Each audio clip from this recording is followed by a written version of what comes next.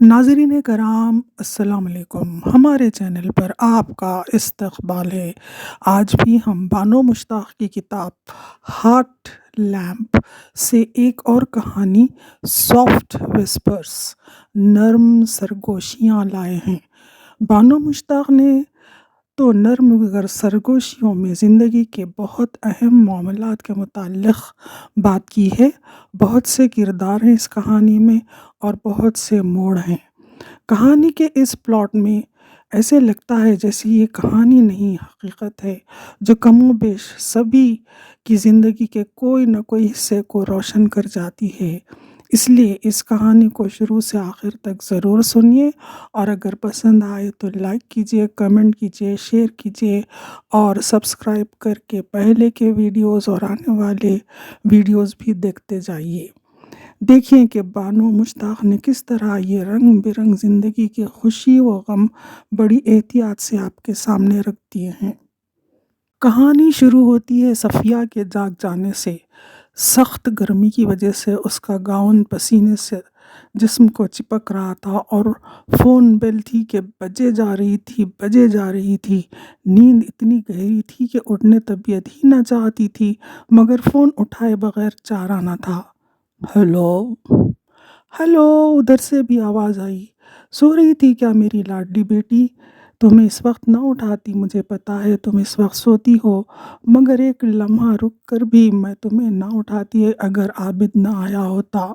गांव से आया है आबिद। आबिद?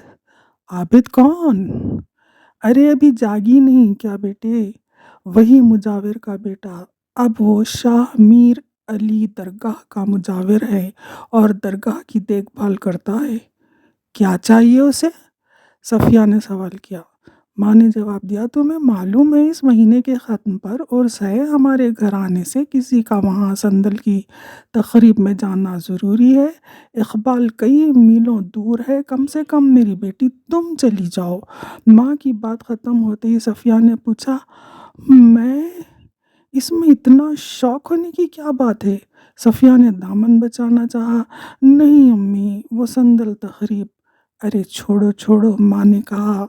आबिद कह रहा है वो वहाँ आ जाएगा, उससे बात करो और तकरीब की देखभाल करो।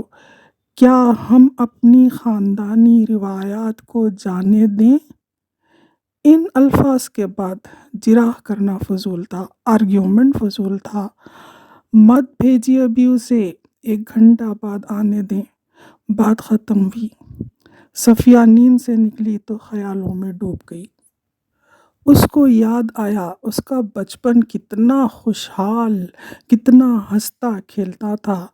वो अपनी अज्जी यानी अपनी दादी की आंखों का तारा थी, क्योंकि उसके अब्बा जान ही अकेले बेटे थे अज्जी के और सफ़िया उनकी बेटी। इसलिए अपनी अत्ती यानी फूफी के बच्चों से ज़्यादा सफ़िया को अहमियत मिलती। वो उसकी सालगिरह से पहले का दिन था। अम्मी बेचैन थीं कि अब्बा जान अभी नहीं आए, अभी तक कल की सालगिरह में नए कपड़े नहीं बनाए गए, कैसे पहनेगी वो? इस पर अज्जी ने तमाम बच्चों के सामने अपने ट्रंक से सुसी सिल्क के कपड़े निकाले और बच्चे इस दौरान नाचते गाते धूम मचाते रहे। लेकिन वो अपनी लाडली की सालगिरह पर किसी हाल फ़्रॉक सिलवाना चाहती थीं। अम्मी उधर बेचैन थीं, अब्बा जान की राह देख रही थीं।